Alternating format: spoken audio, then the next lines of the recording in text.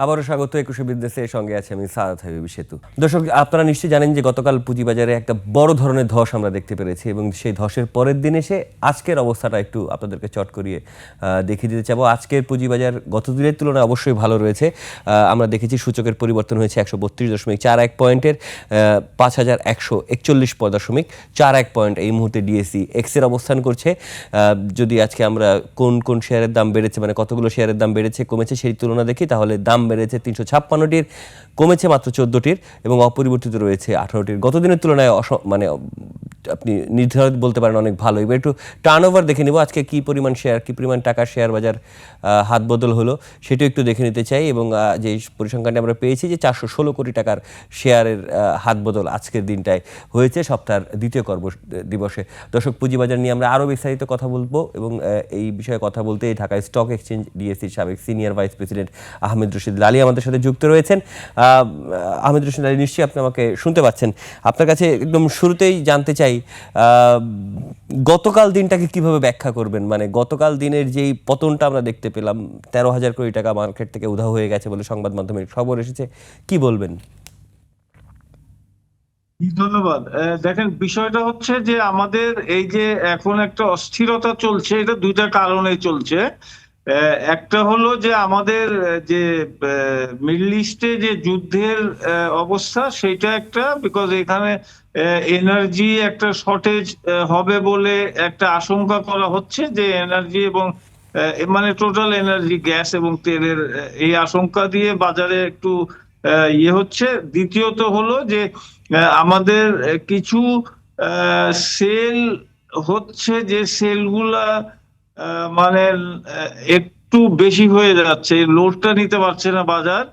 এবং এই সেলগুলা হচ্ছে বেসিক্যালি আই ডোন্ট নো, মানে আমি এটা ব্যাখ্যা কিভাবে করব, সেটা হইলো যে দেখেন, সব ক্ষেত্রেই কিন্তু একটা চেঞ্জ আসছে। সো পুঁজিবাজারও একটা চেঞ্জের আশায় কিন্তু আছে। সো ওই আশায় কিন্তু কিছু আমার কাছে মনে হয়েছে যে কিছু সেল প্রেসার একটু বেশি হয়ে গেছে, যে যেহেতু ওই আশা পূরণ হচ্ছে না, এই জন্য এখান থেকে প্রেসারটা একটু বেশি জি, মনে হচ্ছে। কালকে এক ধরনের কথা আমরা শুনতে পেয়েছিলাম এবং বাংলাদেশ সিকিউরিটি এক্সচেঞ্জ কমিশনের চেয়ারম্যান কালকে একটা অনুষ্ঠানে যোগ দিয়েছিলেন এবং সেখানে তিনি দাবি করেছেন যে বেশ কিছু সংস্কারের উদ্যোগ তারা নিয়েছেন, অনেকগুলো উদ্যোগের কথা তারা বলছেন। আবার বাজার থেকে এটাও বলা হচ্ছে, আপনি যে কথাটি বলছেন যে কিছু চেঞ্জ সবাই আশা করেছিল, সেই চেঞ্জটা এক্সপেকটেশন মিলাচ্ছে না। এটা কি শুধু সংস্কারের ব্যাপারটা, নাকি নতুন সরকার আসলে মার্কেট ঘুরে যাবে এরকম একটা আশা? কোনটাকে আপনি বলছেন? নিয়ন্ত্রণ সংস্থাগুলোতে, বিশেষ করে এই মানে কর্তৃত্বগুলো, আপনি দেখেন সেন্ট্রাল ব্যাংকের কথা বা বিএসসির কন্ট্রোলের কথা। দেখেন, এখানে একটা বিশাল কনফিউশনের সৃষ্টি হয়েছে। হ্যাঁ, সেই কনফিউশনটা সরকারকে চেঞ্জ করতে হবে। আইদার উনারা একটা নমিনেট করেছেন, এরকম খবর বাজারে আছে যে উনারা একজনকে নমিনেট করেছেন এজ চেয়ারম্যান এসএসসি। এইটা ইয়েস নো একটা করে দেওয়া উচিত, কারণ এটা যদি এরকম ঝুলন্ত অবস্থায় থাকে, বাজার তো স্টেবিলিটি আসবে না। বাজারে স্টেবিলিটির জন্য আপনাকে একটা সিদ্ধান্তে পৌঁছতে হবে, এবং সেই সিদ্ধান্তে যদি না আসতে পারেন, তাহলে কিন্তু বিষয়গুলো আরো কনফিউশনের সৃষ্টি হয়। তো আমার কাছে মনে হয়, যদি কোনো চেঞ্জ আসে তো চলে আসুক, যদি না আসে সেটাও বলে দিক, তাহলে তো বাজার একটা স্থিতিশীল পর্যায়ে যাবে। জি, এবার বাজার থেকে একটা আমি একটু বলে রাখতে চাই যে বাজারে আমরা সাধারণ যারা বিনিয়োগকারী তাদের সাথে কথা বলেছেন, তাদের মধ্যে এক ধরনের প্রত্যাশা আছে নিয়ন্ত্রক সংস্থার মধ্যে পরিবর্তন, যেটি মানে সেন্ট্রাল গভর্নমেন্ট, সরকারের গভর্নর পরিবর্তন হওয়ার পরেই এই আলাপটা আসলে আরো বেশি প্রবল হচ্ছে। জি, কোনটা আরেকবার একটু রিপিট মানে করবেন? সেন্ট্রাল ব্যাংকের গভর্নর চেঞ্জ হওয়ার পরে এই যে মানে স্টক মার্কেটের রেগুলেটর চেঞ্জ হবে, এরকম একটা প্রত্যাশাও কিন্তু তৈরি হয়েছে। সেটাকে কিভাবে আপনি অ্যাড্রেস করেন? মানে তারা তো আমি সেই প্রত্যাশার কথাই তো বললাম এতক্ষণ, যে ওই প্রত্যাশার জন্যই বাজার একটা রিয়াকশন দিচ্ছে বারবার। হ্যাঁ, সো জি, এটা যদি একটা সাইড হয়ে গেলে ভালো, যে ভাই there will be a change or there will not be a change, that's it। হা না করে একটা শেষ করে দিলে বাজারটা তার স্থিতিশীলতায় চলে আসে। ওকে, এবার একটু আপনার কাছে যেতে চাই যে এই এই যে ক্রাইসিস আমরা দেখতে পাচ্ছিলাম, ইরানের যে ক্রাইসিসটা আমরা দেখছি, এটা তো সচরাচর চলে যাবে বলে মনে হচ্ছে না, মানে আপাতত বলা যাচ্ছে না যে কি হবে, কেউ বলতে পারছে না। জ্বালানি সংকটের এই ক্রাইসিসটা তো থেকেই যাবে, কিন্তু আজকে আবার আমরা দেখলাম মার্কেট একটু ঘুরে দাঁড়ালো, মানে এই এই বৈপরীত্যটা কেন, এটা একটু যদি বুঝিয়ে বলতেন। আচ্ছা, এইটা আমি আমার যে সেকেন্ড পয়েন্টটা ছিল সেটা প্রযোজ্য, যেটা আমি আবার রিপিট করে দিচ্ছি, সেটা হলো যে যেহেতু একটা পুঁজিবাজারে আমাদের এখানে একটা অনিশ্চয়তা আছে, যে চেঞ্জের একটা অনিশ্চয়তা আছে, সেখানে কিন্তু একটা সেল কিন্তু আমাদের বাজারে হচ্ছে, হ্যাঁ, সেটা ফোর্স সেল হচ্ছে বলতে পারি। তো সেই ফোর্স সেলের জন্য বাজার যখন পড়ছে তখন কিন্তু একটা সাইক্লিক অর্ডার হয়ে যাচ্ছে। লাইক ফর এক্সাম্পল, কালকে বাজার পড়েছে, মানে 3 দিন আগে পড়েছে 200 পয়েন্ট, তারপরে 150 পয়েন্ট। সো এভরি ডে এটা কিন্তু ফোর্স সেলটা চলে আসতেছে, হ্যাঁ, ম্যাচিওর করছে, ফোর্স সেল ম্যাচিওর করছে। সেই জন্য আমরা বারবার বলার চেষ্টা করেছি যে মার্জিন রুলটা চেঞ্জ করার জন্য, মার্জিন রুলটা পুরান হয়ে গেছে এখন। তিনটা ওনারা যারা টাস্ক ফোর্স ছিলেন ওনারা তিনটা দিয়েছেন, সেই তিনটার মধ্যে মার্জিন রুলও আছে, কিন্তু সেই মার্জিন রুলটাও কিন্তু খুব ভালো অবস্থায় কিন্তু আমার মনে হয় না এখনো ইমপ্লিমেন্ট করা হয়েছে। এবং আমার কাছে মনে হয় যে সেই মার্জিন রুলে আরো কিছু চেঞ্জ হলে পরে সেটা একটু বেটার হতো। আইপিও রুল আসছে এবং এই মিউচুয়াল ফান্ড রুল, তো সব কাজে এখানে ফুললি ইমপ্লিমেন্টেশন কিন্তু হয় নাই। এখানে আরো অনেক চেঞ্জেস এর ইয়ে স্কোপ ছিল, সেই স্কোপ গুলো এখনো বাকি রয়ে গেছে। আমার কাছে যেটা মনে হয় যে আমরা যদি যে ইমপ্লিমেন্টেশনে যাচ্ছে এসইসি, মার্জিন, আইপিও এবং মিউচুয়াল ফান্ড, সেটা আরেকটু পরীক্ষা নিরীক্ষা করে তারপরে সেটা ইমপ্লিমেন্টেশনে গেলে বেটার হয়।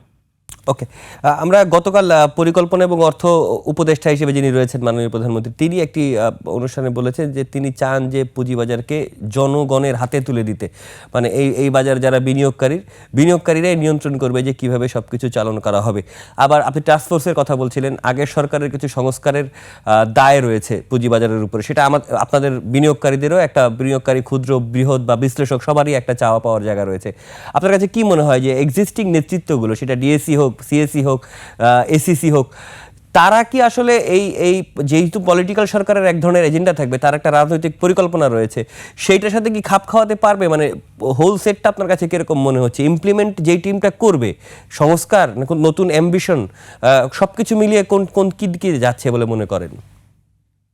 দেখেন, সংস্কারের বিষয় 10 মাস ধরে একটা সংস্কার এটা লাগে না। সংস্কার করতে হলে যারা সিনিয়র ব্রোকাররা আছেন ওনাদেরকে নিয়ে, আরো এসইসি তে সিনিয়র যারা আছেন ব্যক্তিবর্গ, ওনাদেরকে নিয়ে 1 মাসের মধ্যে এটা করা যেত। এটা 9-10 মাস কেন লাগলো এটা আমার বোধগম্য না।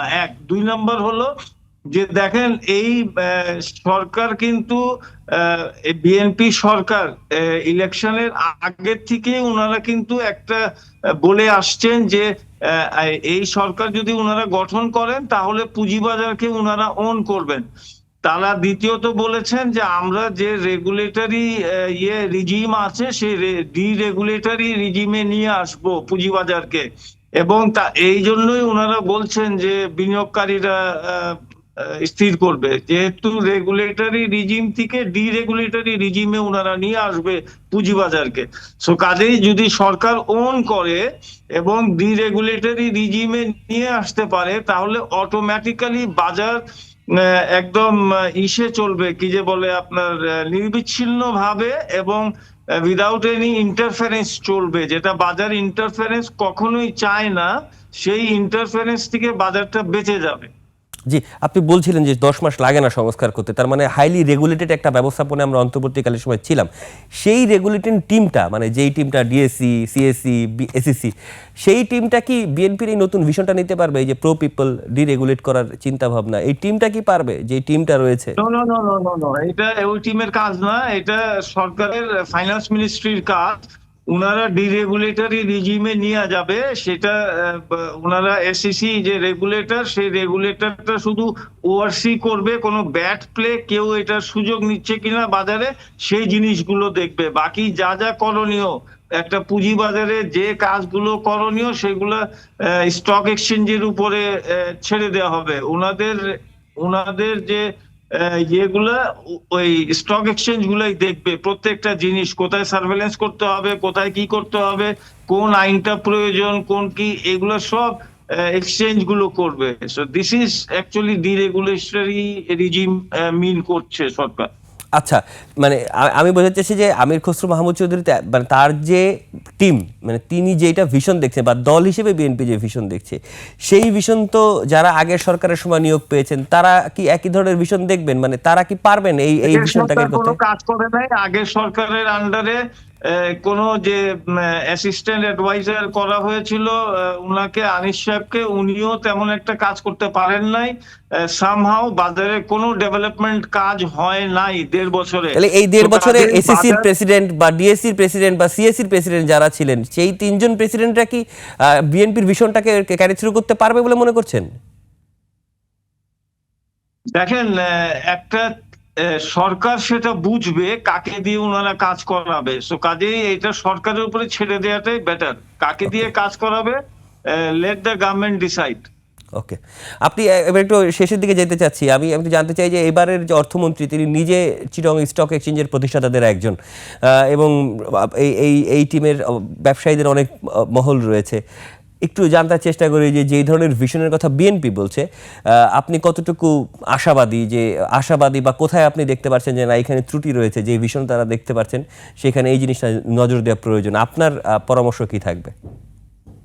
ওকে, আমি এবং বিনিয়োগকারীদের অনেক আশা এবং আস্থা এই সরকারের উপরে, যে সরকার যে কাজগুলো হাতে নিয়ে ওনারা আসছেন এবং যে কথাগুলো ওনারা বলেছেন পুঁজিবাজার ঠিক করার জন্য, পুঁজিবাজারকে ওন করার জন্য, পুঁজিবাজারকে ডিরেগুলেটরি রিজিমে নিয়ে আসার জন্য, সেই কাজগুলো বিনিয়োগকারীরা আশা করছে এবং ওনারা, আমরা সবাই আস্থা রাখছি সরকারের উপরে যে ওনারা ডেফিনেটলি পুঁজিবাজারের উপরে একটা কাজ করবেন। বিগত সরকারগুলোতে আমরা দেখেছি সরকার ওন করতো না, হ্যাঁ, পুঁজিবাজারকে ওন করতো না। অনেক ফাইন্যান্স মিনিস্টারকে দেখেছি ওনারা বলছেন যে পুঁজিবাজার আমি বুঝি না, অনেকে বলছেন পুঁজিবাজার একটা জুয়া খেলার জায়গা।